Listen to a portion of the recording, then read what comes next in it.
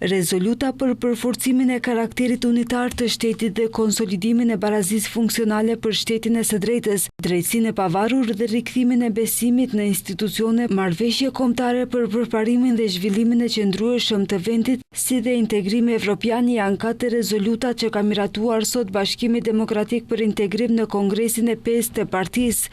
Sipas paralajmërimeve të BDI-s, ky kongres pritet të sjellë reforma brenda strukturave partijake. Në fjalimin e tij, lideri i Partisë Aljamit i tha se BDI po hyn në një fazë të re politike, më e hapur, më moderne dhe më e përgjithshme.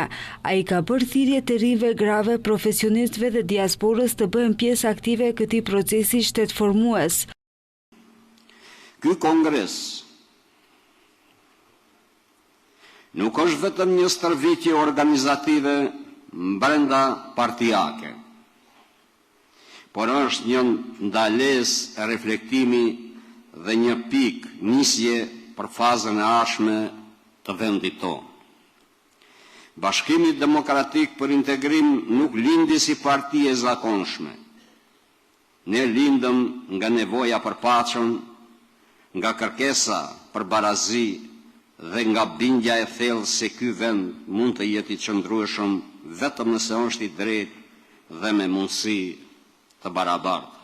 Ameti Matej, duke folur për funksionimin aktual të shtetit, tha se uniteti i shtetit nuk mund të ndërtohet mbi shumicë mekanike dhe majorizim, por mbi legjitimitet të dyfisht, respekt të ndërsjellë dhe besim ndërkomunitar në frymën e marrëveshjes paqësore të Ohrit. Në këtë drejtim, ai propozon 3 masa kyçe për funksionimin e shtetit: zgjedhjen e qeverisë me shumicë të dyfisht që nënkupton që çdo qeveri e re të votohet me padenter, zbatimi i parimit të padenterit në gjykatën kushtetuese dhe thellim të decentralizimit dhe qeverisjes lokale.